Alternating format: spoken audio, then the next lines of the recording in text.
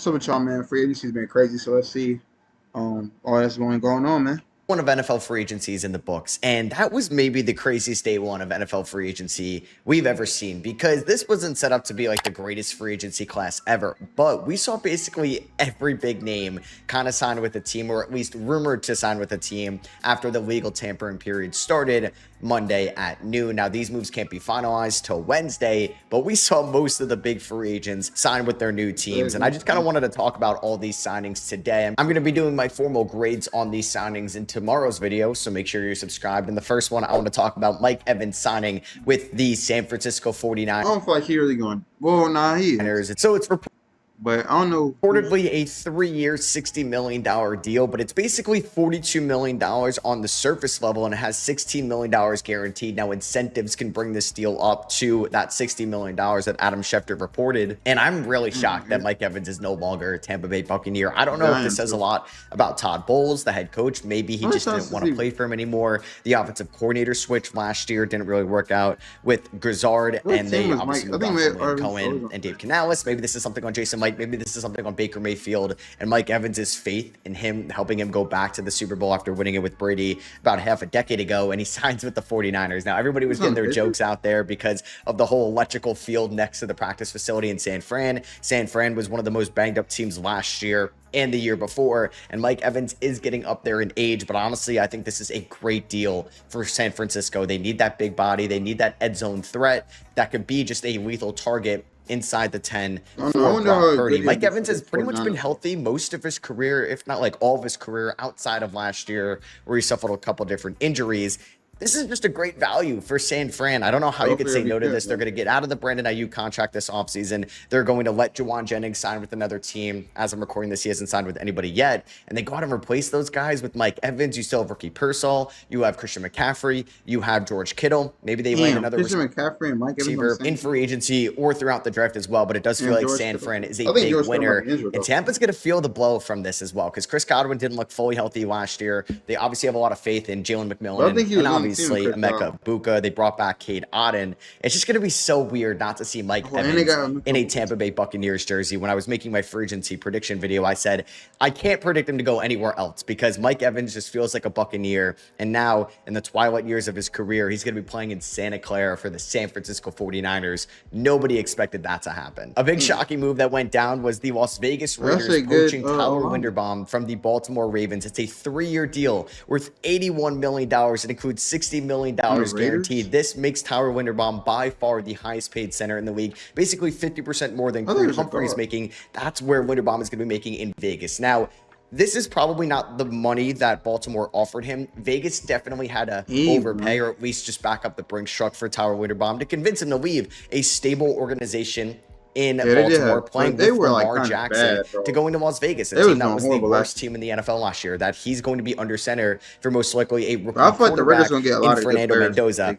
I love this for Vegas. Now, Vegas made a ton of moves yesterday. This was definitely the headliner. I feel like all kind of signs are pointing to them drafting Mendoza #1. I needed them to get better on the offensive line for Mendoza, and definitely for Ashton Jeanty last year, who had such a disappointing rookie year because he couldn't really make a lot happen because the offensive line and infrastructure was so bad. This is a great scheme fit for Clint Kubiak, the new head coach of the Las Vegas Raiders. He likes to do a lot of stuff under center, a lot of play action, a lot of inside zone run, and this could be great for Vegas because Linderbaum is just a safe option out there. Is he overpaid technically? Yes, that is true, but you had to overpay him to come to Vegas. It's a 3-year deal. It's not like it's a 5-year deal out there. $60 million guaranteed. You can live with that, and I highly doubt that Linderbaum is just going to fall off the face of the earth next year. I think this is great to bump Jackson Powers-Johnson back to guard. You have Colton Miller at a tackle spot. They also landed the 14th overall pick from the Ravens in the Max Crosby trade. They could definitely target an offensive tackle there as well. I love this for Vegas. I know it's a lot, and yes, like I said, you overpaid for him,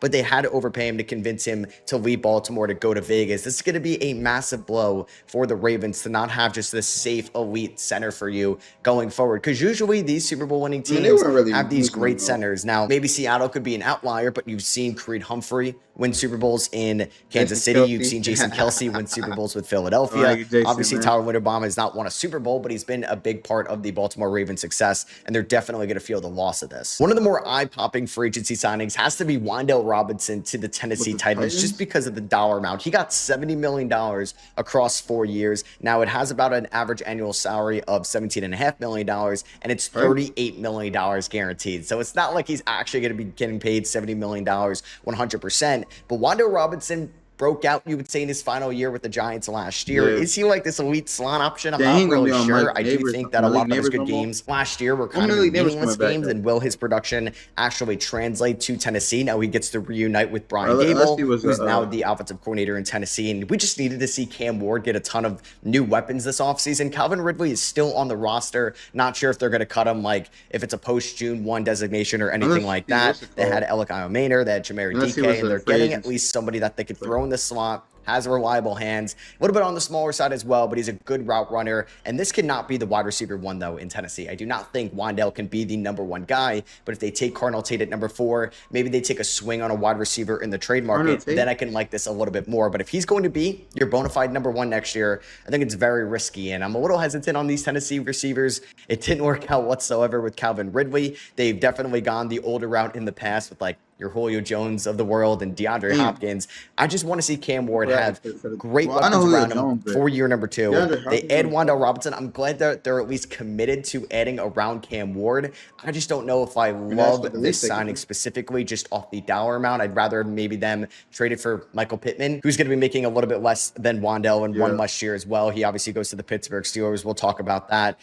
I don't know. I'm indifferent about this one. I don't know if I love it or not. I think I'm on the side that I don't really like the dollar amount too much. Tennessee had money to spend, though, so they're going to spend it. Well, we'll talk about the other wide receiver who was slated to be the highest paid receiver on the market. I predicted him to go to the New England Patriots. That didn't happen. Alec Pierce re-signed with the Indianapolis Colts. It's actually the highest paid free agent receiver in NFL history, because if you look at the top paid receivers in the NFL, it's CeeDee Lamb, it's Jamar Chase, Justin Jefferson, DK Metcalf. These guys are getting re-signed by their current teams before free agency. And while they're under a current contract, Alec Pierce was not under a current contract at 12:01 on Monday, and he gets 4 years, $114 million, and he's got $84 million in guaranteed money. It's about $28.5 million per year. He's going to be paid like a top 10 receiver. There's definitely some risk to this for sure, because Alec Pierce was a standout receiver last year. He had over 1,000 yards with Phillip Rivers as a quarterback, with Riley Leonard and obviously Daniel Jones. He's this deep ball threat for Daniel Jones, who they threw the transition tag on this offseason. This could work out. This could flame out for Indianapolis. At least they know he succeeded in Indy last year under Shane Steichen, and that's going to have to be the case this year, because a corresponding move was them trading away Michael Pittman to the Pittsburgh Steelers to save money to afford Alec Pierce, to afford Daniel Jones. They basically got a late round swap for Pittman, who could be on the decline. You definitely watched like DJ Moore go for a second rounder, so I do think Michael Pittman and DJ Moore aren't that far apart. So I do believe that the Colts kind of sold low on Pittman. He got a new extension with Pittsburgh. It's a 3-year, $59 million deal with the Steelers with not as much guaranteed. This is definitely one of the bigger risks, though, in free agency. I just don't know if I love this for Indy in a way, because I can't trust the quarterback play next year. I wonder once again if like Chris Ballard is GMing for his job and Shane Steichen is coaching for his job next year, because if the quarterback play is not consistent like Michael Pittman had throughout pretty much his whole Colts career, is that going to just be the same with Alec Pierce, and he's going to be underwhelming as a deep ball threat because they don't have a quarterback that can get him the deep ball, or an offensive line to protect Daniel Jones or whoever their quarterback is going to be to get the ball down the field to Alec Pierce. We'll see. He was good last year. Obviously, a lot of teams wanted his services next year and for the next few years, projecting what he could be in the future as a full-time wide receiver 1.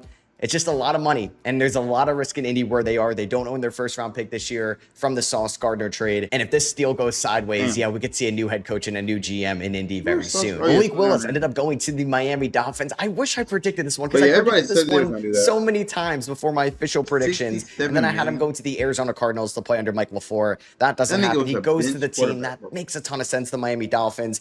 He obviously is going to be coached by the Packers' former defensive coordinator, Jeff Hafley, who's going up against Malik Willis and the scout team in practice, and John Eric Sullivan, who was a top decision maker, not the top one, but a top one in that Green Bay front office that brought Malik Willis in. Now he's the full-time main decision maker in Miami. 3 years, $67 million, $45 million guaranteed. Pretty much what I'd expect now. There were some people at ESPN that thought he was going to get like $40 million a year. And I said, if he gets more than like Sam Darnold got last year from Seattle, we have lost the plot. And this doesn't make any sense whatsoever. He's had 3 starts in the last 3 years, all with the Packers. Yes, he's looked good, but there's a lot of risks in this one as well, just because what can Malik Willis be with this small of a sample size? Now, he's a fast quarterback. He's got a great arm, and the expectations might not be super high in Miami next year. We'll talk about Tua in a second, but they let go of Tua. There's going to be a massive cap hit against Miami. They're going to be paying basically $100 million next year to Tua and to Malik Willis. I'm excited about Malik Willis in Miami, and I do think he can have a really good connection with Devon Achane and Jalen Waddle, but this offensive line is not good, and we're going to see how they look systematically and how the offense is going to look with no Mike McDaniel there. Obviously, he's now the offensive coordinator in LA, so there's going to be a lot of rest of this signing as well. Now, it's not the end of the world if he flames out, because I'm glad they took a chance on a high upside swing like Malik Willis, who we thought was maybe going to be a round 1 pick or a round 2 pick in the 22 draft. He was abysmal in Tennessee, but really found life playing under Matt LaFleur in Green Bay, and I thought maybe his brother would take the quarterback. You know, there's a connection there, maybe, and he would go to Arizona. He goes to Miami instead. And if this deal doesn't work out, it's basically like a Justin Fields contract in New York. It's a little bit more expensive, and there's another year on top of it, but we're almost close to the same guaranteed money. So, hey, if he's bad next year and the Dolphins go 3-14, Arch Manning come on down to Miami or something like that. But hey, if they're good, you found your franchise quarterback for an absolute discount in value for the next 3 seasons. So I don't hate this for Miami. It's just kind of comical when you're looking at the amount of money that they're paying to Malik Willis and Tua next season. So it's not official yet that Tua is going to be an Atlanta Falcon, but all signs are pointing to him signing under Kevin Stefanski. He's going to be starting, I think, over the Penix dude. Atlanta, Ian Cunningham's first big move. But they said Tua was kind of washed, like, I don't know, bro, because when he was on the Dolphins, like I said, bro, the Dolphins are real specific with their playbook. All they really do is RPOs, play action passes, and like sweeps and stuff, bro. You know what I'm saying? And screen passes. So they don't really have that much of a bag, in my opinion. They did a lot of trick plays and things of that nature. Most of the trick plays were just jet sweeps, if we're being real. You know what I'm saying? Doing 360 spins and all that shit like we're playing basketball. But I feel like, honestly, bro, you know, Tua do got Drake, my boy Drake London. Who else on that team? I think the Mooney dude. Who else? He got Pitts if he don't come to the Eagles. And shit. Who else I got? Bijan. Then they got the allergy dude, allergy or whatever his name is. So shit. I mean, they got a decent offense. But I don't know. They O-line. Matt Ryan's first big move now like as the main decision maker in Atlanta. And I know he's technically not the main decision maker. It's Ian Cunningham making all the moves, but when you look at the front office, he is the main decision maker. I know Bears fans aren't happy because they're not getting a comp pick from Ian Cunningham leaving Chicago to Atlanta. Now, Atlanta hasn't really done a lot so far. They picked up Olamide Zaccheaus from the Bears. Actually, don't hate that. He's going to replace Darnell Mooney. They brought back Austin Hooper, who was there years ago. They brought in a new punter. They brought in Cam Thomas, not the Brooklynette, the Cleveland Brown. And it's been reported that they're going to pick up Tua. I mean, let's talk about comedy. I mean, Tua and Michael Penix. Hey, as a lefty myself, it is funny to see 2 lefties as your starting quarterbacks. Penix obviously deals with the injury concerns on the lower body, and Tua deals with the injury concerns on the upper body, and obviously with the concussions going forward. So now you have 2 unreliable quarterbacks, both lefties, that are kind of different styles of, honestly, quarterbacks. It's not like, since they're both lefties, they're just basically carbon copies of each other, and when somebody's hurt or somebody's not performing, you just put in the next guy and keep the same plays, keep the same format. No, they play different styles. Obviously, Michael Penix, you kind of trust him with the deep ball a little bit more. You trust Tua with maybe the short ball over the field, maybe a little bit more than Michael Penix. It's just kind of crazy that this is actually going to be the quarterback room in Atlanta. I know Falcons fans are not thrilled about this one. Over the last few years, though, like, you sign Kirk Cousins to over $100 million, then you draft Michael Penix in the top 10. Kirk is bad for you. You bench him for Penix. Penix is bad for you. You bench him for Kirk Cousins. Penix gets hurt, and now you have Tua, who had over $100 million left on his contract, and Miami just didn't want any bit of that. And now, hey, I don't hate Tua for the minimum. It's just, if you want to be competitive next year, it's tough to really get on board with Atlanta's quarterback room of Tua and Michael Penix. And who knows what's going on with James Pierce Jr. They traded away the 13th overall pick this year for James Pierce Jr. last year in the draft. What a promising rookie season. Who knows if he's going to get suspended? I think Who he's like knows a what's going to go linebacker. on the legal side with what's going on with JPJ? You could look it up. Who the It's fuck a is weird that? time in Atlanta. It really is. All right, I I want don't to hit even know on who the that running is. back signings a little bit more. Kenneth Except Walker my ends boy up signing Kenneth. with the Kansas City Chiefs. It's basically 3 Bro, they years, don't need 45 him, bro. They got Pacheco and Kareem Hunt, bro. And now they got my boy Kenneth. I ain't gonna lie, the Chiefs are a super team. Y'all can never say the Eagles are a super team after this. They got Rasheed Rice, Worthy. Well, I don't know if Rasheed Rice is gonna be able to play, but Worthy. They got Patrick Mahomes, Travis Kelce. Uh, shit, who else they got? Pistachios, dude. My boy Kareem Hunt. Hollywood Brown. Uh, shit, who else? Yeah, bro. And Kenneth Walker, bro. And they got some more people, but I forgot right now. $1 million. So the Super Bowl MVP did not want to go back to Seattle. And But I honestly, thought for they that said dollar that he wasn't gonna be there anyway. amount, why did Seattle let Kenneth Walker walk? No pun intended. Just because I know we look at running back as not one of the more valuable positions in the NFL. Why I don't not? mind paying the guy after how good he was for you last year. And I think we all know with a full-time workload how Kenneth Walker will look on a field and how good he can be. And he can definitely look like Yeah, a they got top a 10 super running back. And I'm team, not bro. going to That's all I say really got Kansas to City say. is the smartest front office in the NFL because over the last few years, it's definitely been hit or miss for Brett Veach. But if Kansas City with Patrick Mahomes is willing to give Kenneth Walker $15 million a year, I would have kept him instead of paying Rashid Shaheed because I know Seattle, yes, they have a ton of cap space, but they got to give Darnold a new deal eventually. They got to give JSN and Witherspoon a new deal. But it's a 3-year deal, $45 million. You can get out of year 2 if this really goes and turns into a Well, let's say I'm disaster. good He for was a just your running back. Super Bowl MVP. Now maybe Because I they're think fine with Zach Walker was Charbonnet, George Holani, and a rookie next year. I don't know. I don't love it. And there's going to be a second wave of he was running a back free free agent. agents, the guys that didn't get picked up So initially. There could be a Kenneth they Gainwell of didn't get last year, nobody in Rico return. Dowdle, and Javonte Williams. All of those guys like clearly outpaid what their dollar amount was last year. Maybe they pick up like Rashad White or somebody like that. Maybe they pick up Isaiah Pacheco. But either way, I love this for Kansas City. Now, yes, Rashad Kansas City White could have from the drafted Jeremiah Love at Bucks. 9. They could have taken a hit on a day 2 running back or Jeremiah the Love. second wave of Yeah, I guys to feel like pick up Jeremiah Rico Love's gonna be on the Dowdle. Seahawks, bro. Sure, if you I want to said that look at the earlier. dollar amount, yeah, you might get more bang for your buck signing a running back for like $4 million than giving Kenneth Walker this deal for a team that still has a lot of holes in its secondary. They traded away Trent McDuffie. Christian Fulton signs with the Los Angeles Rams. They definitely gonna have to replace Leo Chanel in some way, shape, or form unless he does come back. And the defensive line needs work. The offensive line could use some work as well. The receivers can use some work. So I get why you might be skeptical about this for Kansas City, but did we all watch the same Chiefs offense ever since like Matt Nagy took over that job and he's no longer there? Their running backs have been horrible. The Chiefs have not had like a top 15 running back in so long. You can make an argument they've not had a top 20 running back, a top 25 running back in terms of just what you're looking at in that individual season in forever now. So yeah, I kind of love this for Kansas City. It's a last-ditch effort to maximize this prime of Patrick Mahomes because obviously you're going to have to reshuffle your identity when Mahomes gets into his mid to late 30s and Travis Kelce's coming back for one more year. I'm a big fan of this. I don't have to watch Isaiah Pacheco. I don't have to watch Brashard Smith. I don't have to watch Kareem Hunt get majority of the workload. I get to watch the Super Bowl MVP team up with another Super Bowl MVP in Patrick Mahomes in Kansas City. And then we also saw Travis Etienne lead the Jacksonville Jaguars. Wasn't shocked about that. Definitely shocked about the New Orleans Saints picking him up.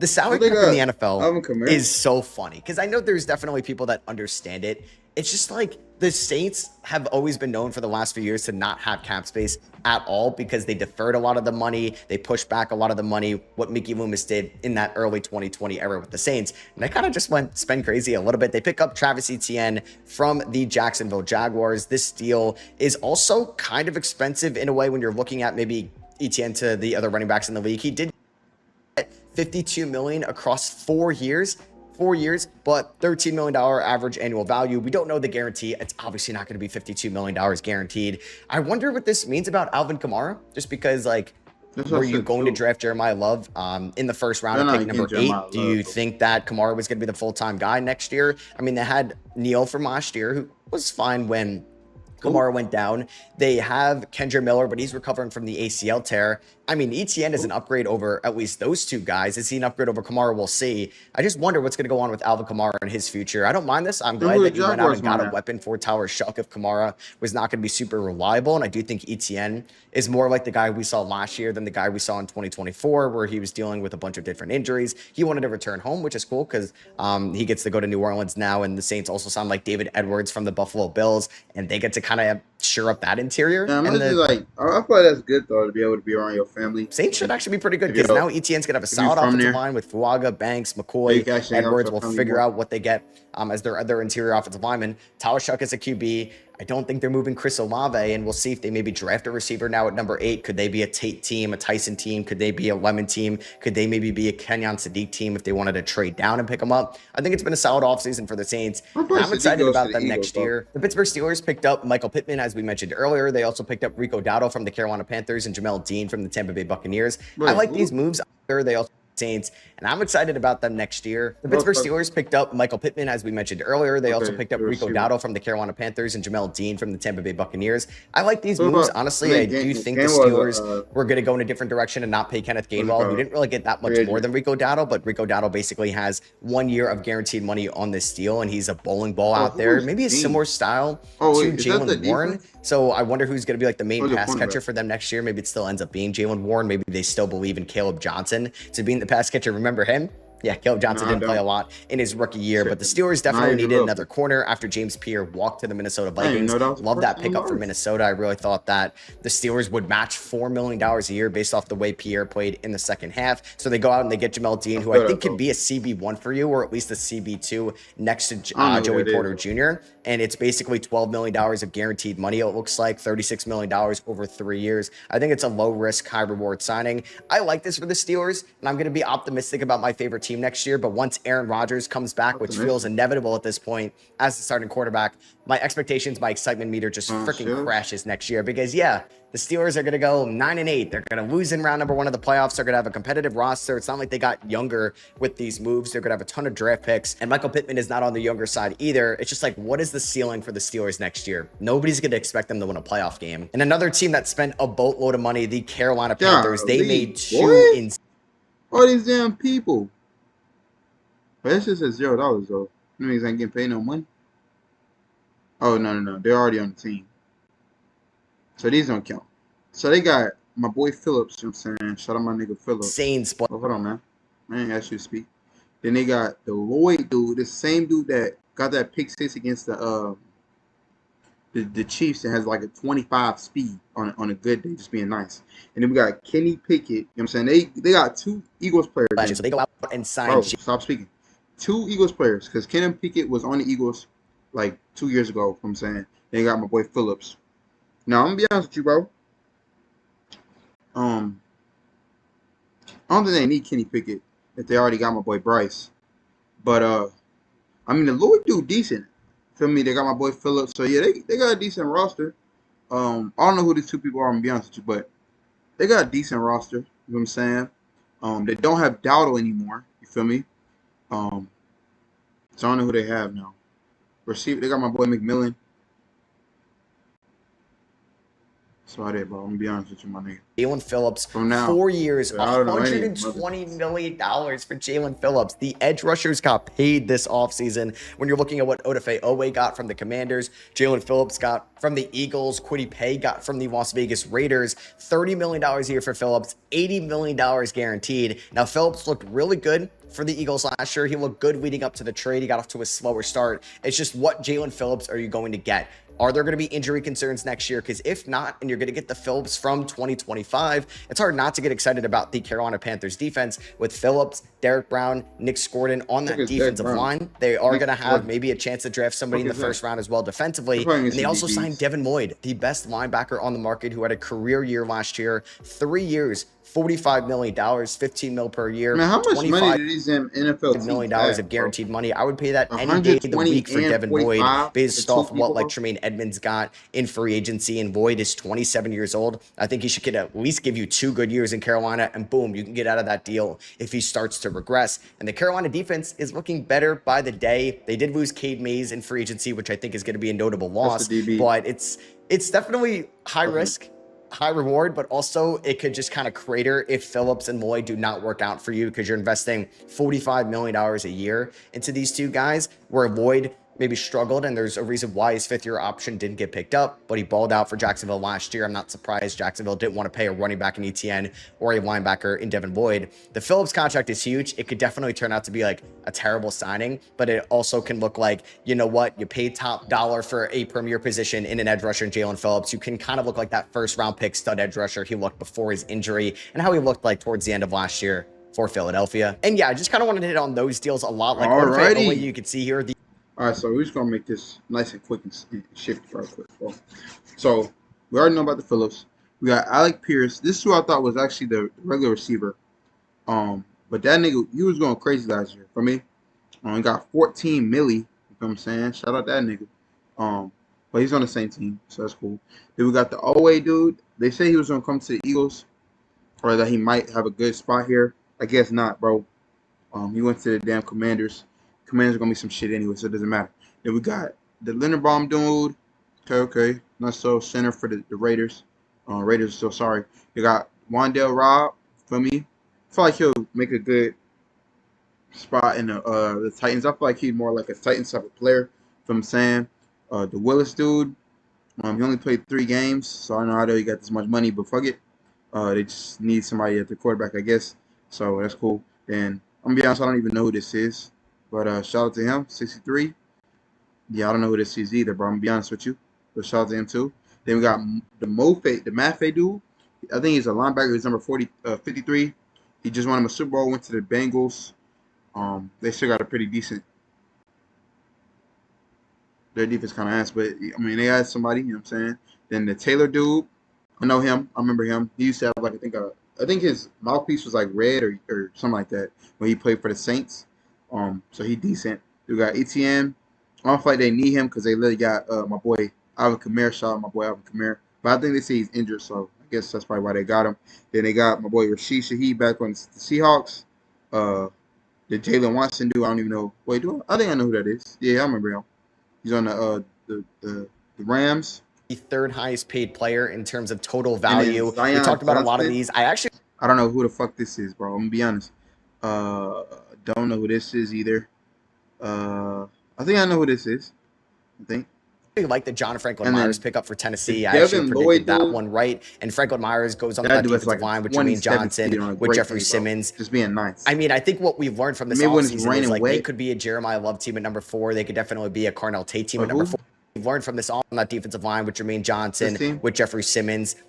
I mean, I think what we've learned from this offseason is like they could be a Jeremiah Love team at number 4. They could definitely be a Carnell Tate team at number 4. But what if they add a Sonny Styles, and Arvell Reese, a Ruben Bain, and David Bailey to this front 7? Hey, Robert Saleh is going to love that in Tennessee, and Franklin Myers reunites with Saleh after time in New York. We learned that, yeah, the Chiefs after signing Walker and the Saints after signing ETN, they're not going for Jeremiah Love. They don't really need. So I feel like he's going to either be a tight end, a Giant, or maybe a Washington Commander. I feel like he's going to go in the top 10. Looking at these, like that boy Mike Evans, we got Kenneth Walker. I don't mind the Boye Mafe contract for the Bengals, given what some of these edge rushers got. Alontae Taylor, a little bit rich for me. From New Orleans, like I said, the Rashid Shaheed contract, I'd rather have you. Damn, likely he's on the Giants. Okay. I don't know who this is. I think I know this dude. He's a linebacker. He's like number 50 something. Cook, I think I know who paid Kenneth Walker than Shaheed, but I get it. The Chiefs lose another corner in Jalen Watson. I don't love the Zion Johnson contract to the Browns because he just wasn't good last year, but the Browns are desperate for some interior offensive linemen. Mentioned that Kwity Paye got paid big time money. Cordell Flott, who then the Kobe Dean's on the Raiders. A lot of people maybe didn't really know about, but was going to be. I mean, they said that he was going to leave the Eagles though, because we weren't going to have enough money to pay. A lot of teams, like a lot of the people, like I said, since the Eagles are so talented, we have so many players that we just can't. We can't trade we can't pay everybody. So one of the more underrated free agency signings. Honest, he ends up going to the Tennessee Titans. We got DeMont Jones. I don't even know who that is. I don't know who this is either. Okay, he's on the same team. I think I know who that is. 50 something. The Naylor dude, I think I know who that is. Elijah Vera Tucker changes teams within the division, gets paid decent amount from the Patriots. You hope that he could stay healthy. Quay Walker gets $40 million from the. No. This dude was on the Isaac Samilla was doing Raiders. Isaiah Likely gets $40 million from the New York Giants. Kobe Bryant, $40 million from the Chicago Bears. We got the Otten dude. on the same team. Touched on a lot of these, like my boy Reed Blank. I know he went to the Texans. Shout out to him.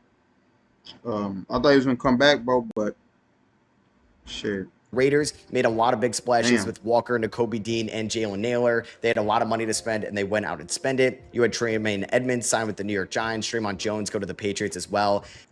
Then they got after. I don't know who this is. Don't know who that is. Don't know who that is. Isaac Suamalo, $31 Demario Davis is on the Jets. $1 million from the Cardinals. I think the Cardinals might be a loser in my eyes. I like John Simpson a ton to the Baltimore Ravens. And like J.K. Dobbins got $10 million.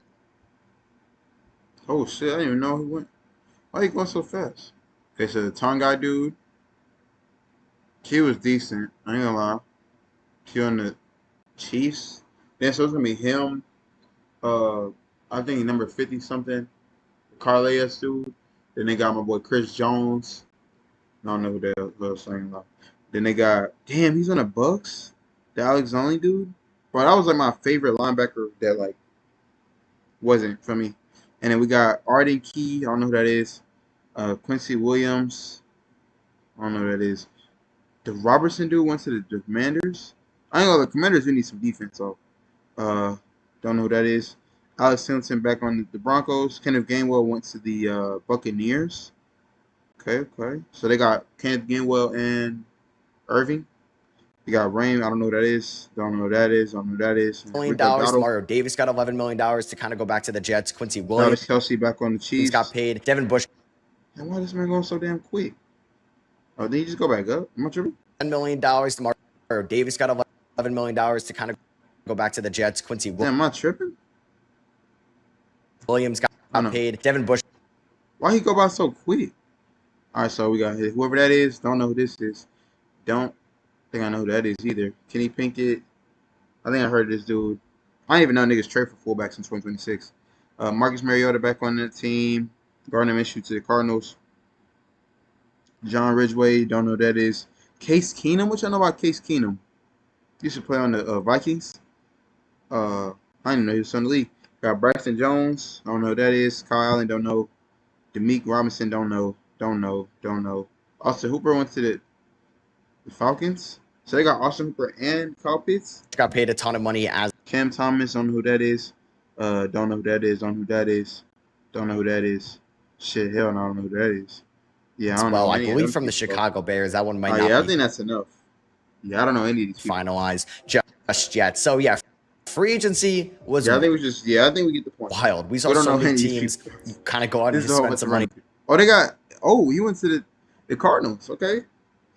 So you're on the Falcons. Taro Algier ends up going to the Arizona Cardinals. Gainwell mentioned it before. He got $7 million from the Bucks, going to basically replace Rashad White. The Broncos released Dre Greenlaw. They re-signed Alex Singleton. Alex Anzalone gets picked up from the Tampa Bay Buccaneers. We know they kind of needed that linebacker as well. Seattle don't they have the David dude retains Josh Joe, but they lose Kobe Bryant. So would love to know your guys' thoughts and opinions on free agency down below. I'm going to grade the big signings tomorrow after we learn more about the guaranteed money and how I just kind of feel about these signings. Would love to know, like I said, your opinions down below in the comments. Let me know maybe you're a winner, you're a loser. All right, that's not talking.